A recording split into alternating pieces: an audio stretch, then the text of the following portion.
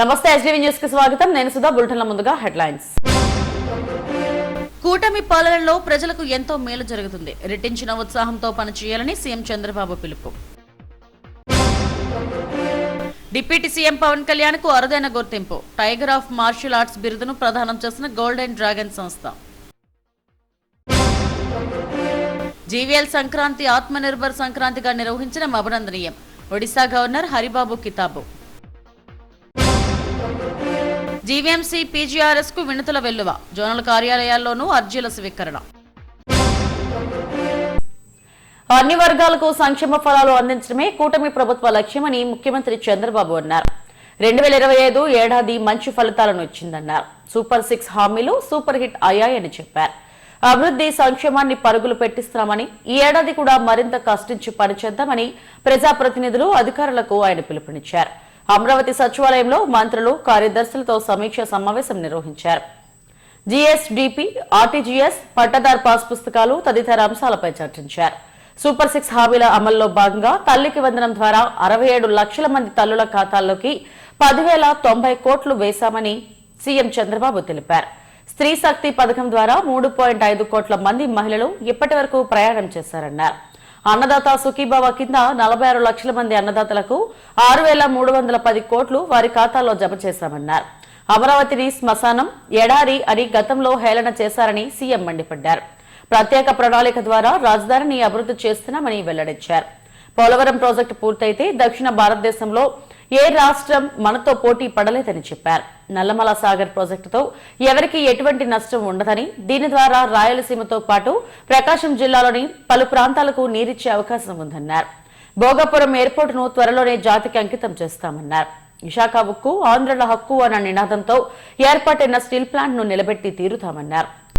లక్షల కోట్ల పెట్టుబడులతో రాష్ట్రం ప్రగతి బాటలో ప్రయాణించడంతో పాటు లక్షలాది మందికి ఉపాధి లభిస్తుందని సీఎం వెల్లడించారు. 3 రాజధానులు ఎన్ని విధాల ఒక స్ఫూర్తికే విఘాతం కలిగించాలని ప్రయత్నం చేశారు. మీరు అందరూ గుర్తుపెట్టుకోవాల్సిన అవసరం ఉంది. ప్రపంచంలోనే ఒక స్ఫూర్తిదాయకమైన ప్రాజెక్ట్ అమరావతి. ఆ రోజు మన దగ్గర డబ్బులు లేవు, ఒక పిలుపిచ్చాం. ఆ పిలుపు ఏంటంటే రైతుల ముందుకు రమ్మని ఒక ఆలోచన వస్తే ల్యాండ్ పూలింగ్లో ముందుకు రండి, మీకు నష్టం జరగదు, దీనివల్ల విన్ విన్ సిచ్యువేషన్ వస్తుంది, రాజధానికి మీరు ల్యాండ్ ఇచ్చినట్టు అవుతుంది, రాజధాని ఇక్కడ నిర్మాణం చేస్తాం, అదే సమయంలో ల్యాండ్ మానిటైజేషన్తో మీకు ఇన్ఫ్రాస్ట్రక్చర్ క్రియేట్ చేయడమే కాకుండా రాజధాని నిర్మాణం చేస్తామని మనం హామీ ఇచ్చాం. దీనివల్ల వాల్యుయేషన్ పెరుగుతుందని చెప్పాం. ఆ ఒక్క మాట వాళ్ళు అర్థం చేసుకోగలిగారు. ఎక్కడా జరగలేదు ఇంతవరకు, గుర్తుపెట్టుకోవాలి మీరు. 29,000 మంది రైతులు 33,000 ఎకరాలు భూమి స్వచ్ఛందంగా ముందుకొచ్చి యాన్యుటీ, అదే సమయంలో ల్యాండ్ తిరిగి ఇవ్వడం, అది కూడా మొత్తం ల్యాండ్ ఇవ్వం వాళ్ళకు. 1,000 డిఫరెంట్ జరీబ్కి ఒకటి, లేకుంటే ఇంకా మిగిలిన ల్యాండ్కి ఒకటి, అవన్నీ కూడా అగ్రి అయ్యి వాళ్ళకు ఆ infrastructure world class infrastructure develop చేస్తా ఉన్నాం. ముందుకు వచ్చారు. ఈరోజు దేశమంతా కూడా ఈ మోడల్ ఆలోచిస్తున్నారు కానీ ఇంకా ఆచరించలేకపోతున్నారు. That is the best model. అభివృద్ధిలో రైతుల్ని పార్ట్నర్స్గా చేర్చడం. కాళేశ్వరం ఉంది, ఆంధ్రప్రదేశ్కు పైన ఉంది. అక్కడ ఈరోజు ఒక ప్రాజెక్టు కట్టారు. విభజన జరిగిన తర్వాత మనం అబ్జెక్ట్ చేయలేదు, ఎందుకంటే సర్ప్లస్ వాటర్ ఉంది, వాళ్ళు కూడా వాడుకుంటే మంచిదని వాళ్ళు వాడుకున్నట్టుగా క్లియరెన్స్ అని ఇచ్చారు, ముందుకెళ్ళారు. ఈరోజు కిందన ఇది వాళ్ళు వదిలిపెట్టిన నీళ్ళే పోలవరానికి వస్తాయి. పోలవరానికి నల్లమల సాగర్కి నీళ్లు తీసిపోయి వాడుకుంటే అవసరమైతే నాగార్జున సాగర్లో, శ్రీశైలంలో మనం వాడుకున్న నీళ్లు ఇక్కడ వాడుకుంటాం కాబట్టి కొన్ని మిగిలితే ఆ నీళ్లు తెలంగాణ, రాయలసీమ పూర్తిగా వాడుకునే పరిస్థితి వస్తుంది. నేను ఆ మాటే చెప్పాను. మీకు ఏ విధంగా నష్టం ఇది మీరు చేసినప్పుడు నేను ఏమాత్రం కూడా అబ్జెక్ట్ చేయలేదు, చేయకూడదు కూడా. తెలుగు జాతి ఒకటే, అందరం కలిసి పని చేసుకుంటా అని చెప్పాం. అదే సమయంలో 87% పోలవరం పనులు పూర్తి చేశాం. డయాఫామ్ వాల్ మొత్తం గోదావరిలో కలిసిపోతే మళ్ళీ కొత్త డయాఫామ్ వాల్ కట్టి ఈ సంవత్సరం 87% మొన్నే పూర్తయింది. రాబోయే మార్చికి పూర్తవుతుంది. జూన్ లోపల పుష్కరాల లోపల ఈ ప్రాజెక్ట్ని జాతికి అంకితం చేస్తాం. This is the biggest achievement of this government. I'm thanking irrigation department. ఇంకో పక్క భోగాపురం ఎయిర్పోర్ట్, ఎప్పుడో రావాల్సిన ఎయిర్పోర్ట్ ఇది, అది కూడా పెండింగ్ పడింది. మొన్నే ట్రయల్ రన్ సక్సెస్ అయింది. జూన్లో ఇది కూడా ఇనాగరేట్ చేసుకుంటున్నాం. ఇంకొక పక్కన ఈరోజే మీరు చూశారు, అది నేను మళ్ళీ మాట్లాడతాను, అమరావతి బెంగళూరు ఎక్స్ప్రెస్. ఈ రోడ్డు కూడా ఒక 4 గిన్నెస్ రికార్డ్స్ వచ్చాయి, ఇవి మనం మాట్లాడుకుంటాం. ఇవన్నీ కూడా ఇంకొక పక్కన విశాఖపట్నం ఏదైతే స్టీల్ ప్లాంట్ 12,000 కోట్ల రూపాయలతో మళ్ళీ స్టీల్ ప్లాంట్ని రివైవ్ చేయడం కాకుండా one of the best steel plant వచ్చే అవకాశం ఉంటుంది. దాన్ని రివైవ్ చేస్తున్నాం.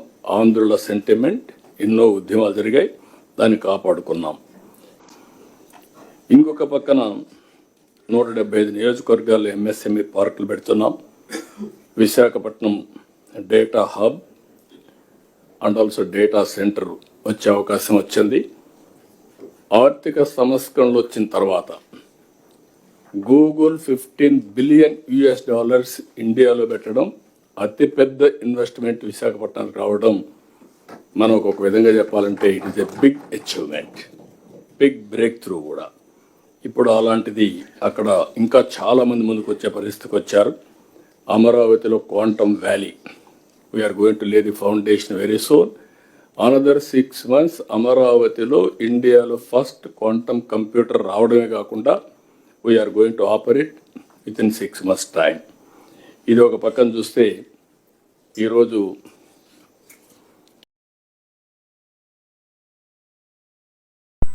రాష్ట్ర ఉప ముఖ్యమంత్రి ప్రముఖ నటుడు కొణిదెల పవన్ కళ్యాణ్ అంతర్జాతీయంగా అరుదైన గుర్తింపు పొందారు.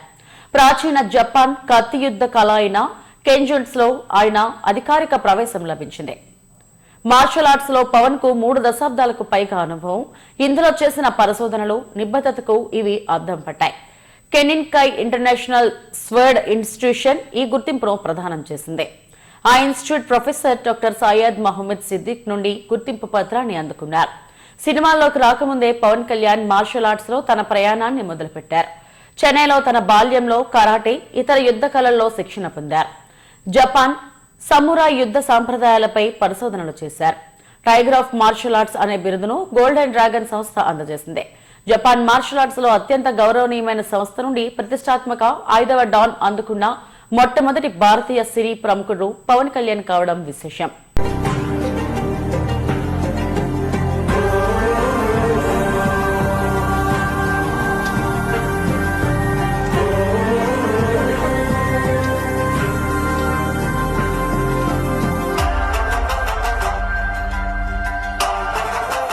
We are pronouncing Pawan Kalyan, the first samurai of Andhra Pradesh and the Tiger of Martial Arts. Golden dragon సంస్థ నుంచి టైగర్ ఆఫ్ మార్షల్ ఆర్ట్స్ అనే బిరుదును అందిస్తూ ఆయన్ని ప్రకటించారు. జీవీఎల్ మహా సంక్రాంతి వేడుకలను ఆత్మనిర్భర్ భారత్ సంక్రాంతిగా నిర్వహించడం అభినందనీయమని ఒడిశా గవర్నర్ కంబంపాటి హరిబాబు అన్నారు. ఏయూ ఇంజనీరింగ్ కాలేజ్ మైదానంలో నిర్వహిస్తున్న సంబరాలకు ఆయన ముఖ్య అతిథిగా హాజరయ్యారు. గత 2 ఏళ్లుగా మన సంస్కృతి సాంప్రదాయాలు ప్రతిబింబించే విధంగా మాజీ ఎంపీ జీవీఎల్ సంక్రాంతి సంబరాలు నిర్వహిస్తున్నారని చెప్పారు. ప్రధాని మోడీ సంకల్పంలో భాగంగా ఆత్మనిర్భర్ భారత్, సూర్యగారి యోజన వంటి పథకాలను ఉపయోగించుకోవాలన్నారు. ప్రతి ఒక్కరూ ఇంటిపై సొంత సోలార్ ప్యానెల్ ఏర్పాటు చేసుకోవాలన్నారు. ప్రతి కుటుంబం ఆత్మనిర్భర్ కుటుంబంగా తయారు కావాలని ఆకాంక్షించారు. తద్వారా దేశ ఆర్థిక స్వావలంబనకు సహకరించాలని కోరారు. తొలుత గవర్నర్ కు ఎమ్మెల్యే విష్ణుకుమార్ రాజు, బీజేపీ జిల్లా అధ్యక్షుడు పరశురామరాజు తదితరులు స్వాగతం పలికారు. ఈ సందర్భంగా ఏర్పాటు చేసిన సాంస్కృతిక కార్యక్రమాలు అలరించాయి. Reserve bank director Rajesh Kumar, SBI DGM Rahul Sankritya తదితరులు పాల్గొన్నారు.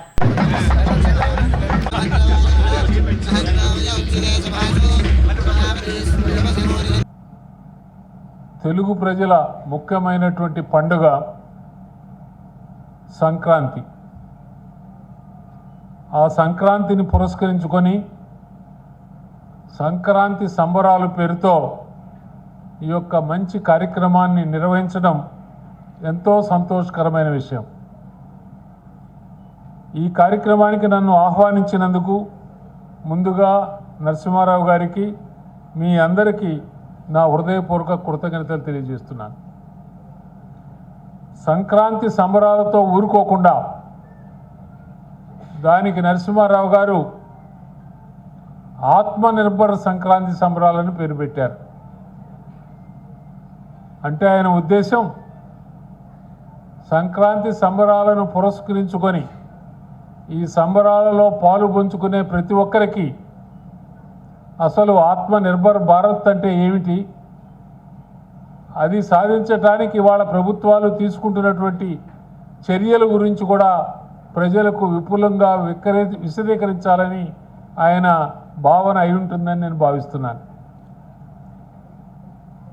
ప్రకృతి, మనిషి, సమాజం ఈ మూడింటి మధ్య ఉన్న సున్నితమైన అనుబంధాన్ని మనకు గుర్తు చేసే పండుగ సంక్రాంతి.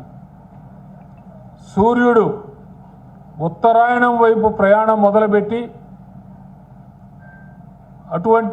మొదలుపెట్టేటువంటి ఈ పవిత్ర కాలం ఆశ, వెలుగు మరియు శుభారంభానికి సంకేతం. తెలుగు సంస్కృతిలో సంక్రాంతి అంటే పెద్ద పండుగ.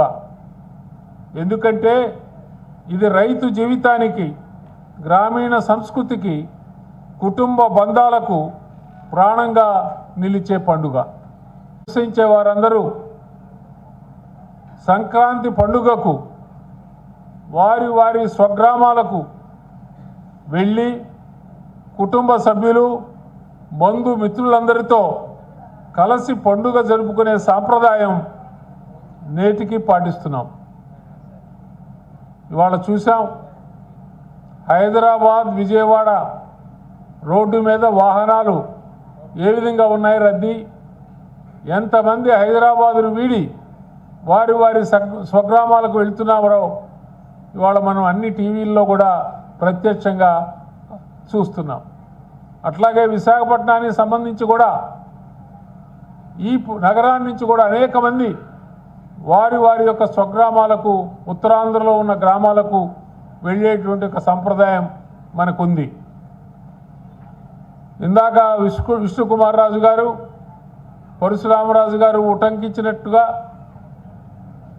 మేము గ్రామాలకు వెళ్ళలేకపోయాం, మా ఊరికి వెళ్ళలేకపోయాం, సంక్రాంతి పండుగ ఏ విధంగా జరుపుకోవాలని జీవీఎంసీ ప్రధాన కార్యాలయంలో నిర్వహించిన ప్రజా సమస్యల పరిష్కార వేదికకు మంచి స్పందన వచ్చింది. పలువురు సమస్యల పరిష్కారం కోరుతూ జీవీఎంసీ కమిషనర్ కేతన్ గార్కు వినతి పత్రాలు అందజేశారు. ఈసారి ప్రధాన కార్యాలయంతో పాటు అన్ని జోనల్ కార్యాలయాల్లో పీజీఆర్ఎస్ ను నిర్వహించారు. పారిశుద్ధ్యం, టౌన్ ప్లానింగ్, నీటి సరఫరా, వీధి దీపాలు, ఆక్రమణలు, యూసీడీ తదితర అంశాలతో పాటు పలు సమస్యలను అర్జీదారులు కమిషనర్ కు మొరపెట్టుకున్నారు. పీజీఆర్ఎస్ లో వచ్చే సమస్యలను ప్రాధాన్యత క్రమంలో పరిష్కరించాలని సంబంధిత విభాగాల అధికారులను కమిషనర్ ఆదేశించారు.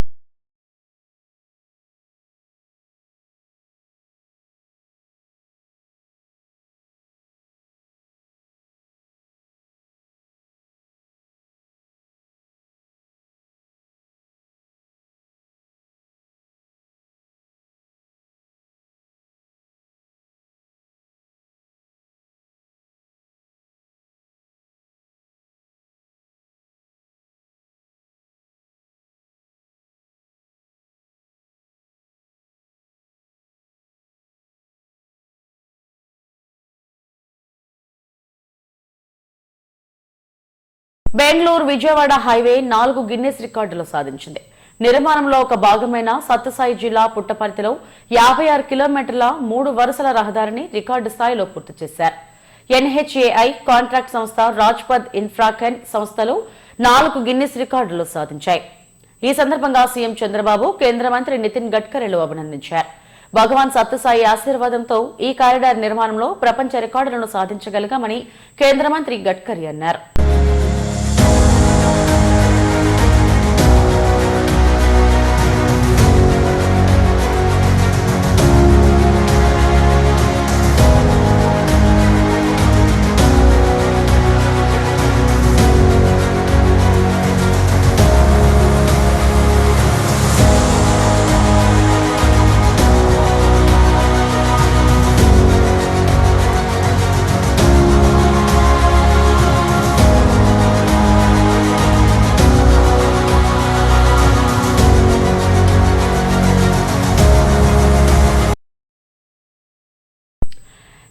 NTR homeopathy medical college principal doctor Anand Kumar Pingali doctor NTR health university నుండి ప్రతిష్టాత్మక ఉత్తమ పరిశోధకుడి అవార్డును అందుకున్నారు.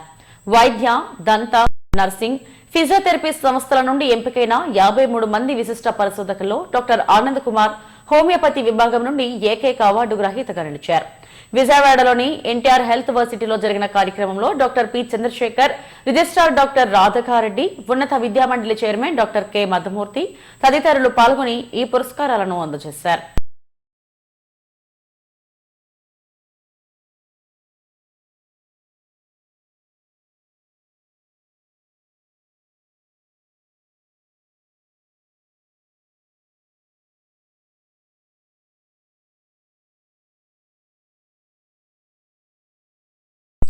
ఉత్తర నియోజకవర్గంలోని 49, 50, 51 వార్డులకు సంబంధించి మాధవధార నారీ శక్తి బీసీ వెల్ఫేర్ అసోసియేషన్ ఆధ్వర్యంలో సంక్రాంతి సంబరాలు ఘనంగా నిర్వహించారు. మాధవస్వామి కళ్యాణ మండపంలో జరిగిన వేడుకలకు ఉత్తర బీజేపీ నాయకులు శ్యామల దీపిక ముఖ్య అతిథిగా హాజరై ప్రారంభించారు. భోగి మంటలు వెలిగించారు. అందమైన రంగవల్లులు, గొబ్బెమ్మలు, వంటకాలు, పిలుపులు, పంపకాలు, పలకరింపుల మధ్య సంతోషంగా వేడుకలు జరిగాయి. మహిళలు నృత్యాలు చేస్తూ ఉత్సాహంగా సంబరాల్లో పాల్గొన్నారు. సంక్రాంతి అంటేనే ఓ సంబరమని బీజేపీ నాయకురాలు శ్యామల దీపిక అన్నారు. ప్రజలందరికీ సంక్రాంతి శుభాకాంక్షలు తెలిపారు. కార్యక్రమంలో 50వ టీడీపీ అధ్యక్షుడు వరప్రసాద్, బీజేపీ అధ్యక్షుడు కోన వెంకటరమణ, 51వ టీడీపీ అధ్యక్షురాలు సనపల కీర్తి, బీజేపీ అధ్యక్షురాలు పద్మ, టీడీపీ సీనియర్ నాయకురాలు పుణ్యవతి తదితరులు పాల్గొన్నారు.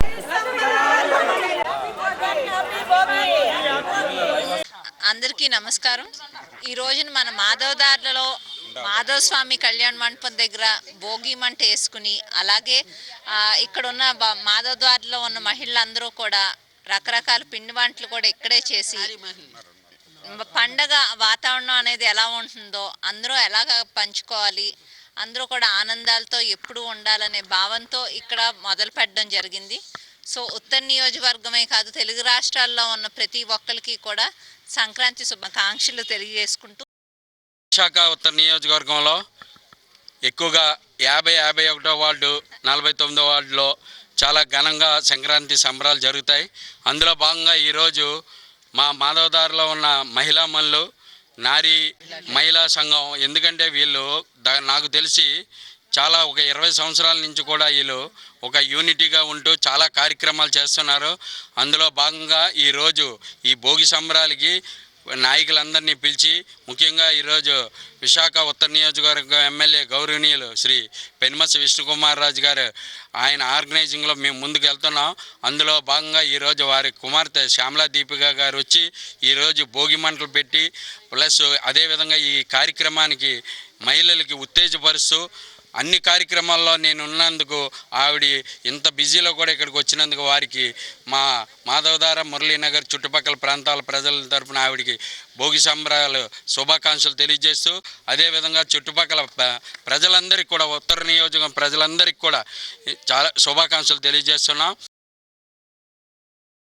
జీవీఎంసీ 30వ వార్డ్ కొత్తసాలిపేట మంతవారి వీధిలో 1902లో హిందూ సంస్థలకు ఇచ్చిన భూమిని స్థానిక కార్పొరేటర్ జీవీఎంసీకి అప్పగించడంపై వీహెచ్పీ మండిపడింది. తరతరాలుగా పిత్రకార్యాలు నిర్వహించుకునే ఆ స్థలాన్ని తమకు అప్పగించాలని కోరుతూ పీజీఆర్ఎస్ లో జీవీఎంసీ కమిషనర్ కు వినతిపత్రం అందజేశారు.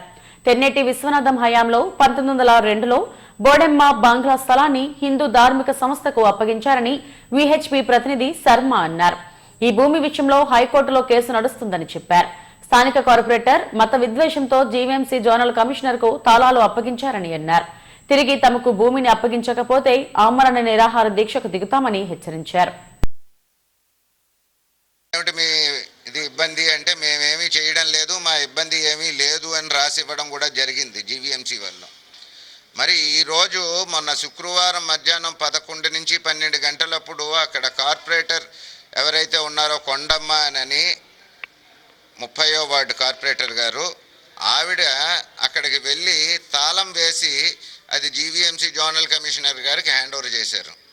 అసలు ఆవిడకి ఏమిటి ఇబ్బంది? హిందుత్వం మీద ద్వేషం,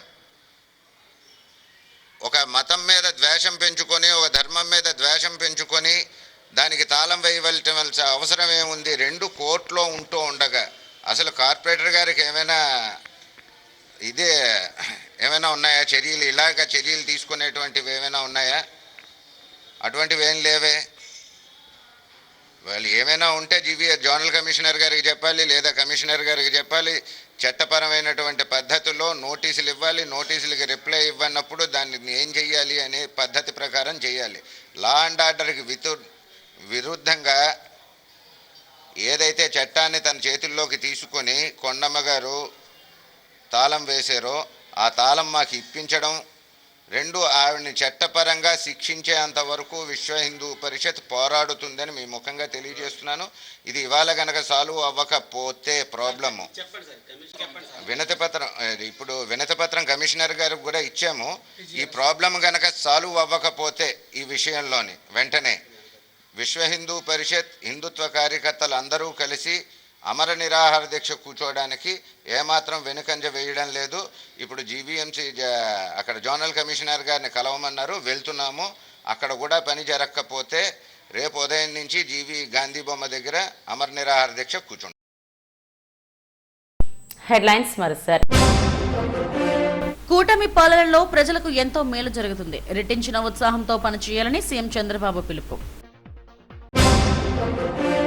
డిప్యూటీ సీఎం పవన్ కళ్యాణ్ కు అరుదైన గుర్తింపు. టైగర్ ఆఫ్ మార్షల్ ఆర్ట్స్ బిరుదును ప్రదానం చేసిన గోల్డెన్ డ్రాగన్ సంస్థ. జీవీఎల్ సంక్రాంతి ఆత్మనిర్భర్ సంక్రాంతిగా నిర్వహించడం అభినందనీయం. ఒడిశా గవర్నర్ హరిబాబు కితాబు. జీవీఎంసీ పీజీఆర్ఎస్ కు వినతుల వెల్లువ. జోనల్ కార్యాలయాల్లోనూ అర్జీల స్వీకరణ. ఇవి ఇప్పటివరకున్న బులెటిన్ అప్డేట్స్. నమస్తే.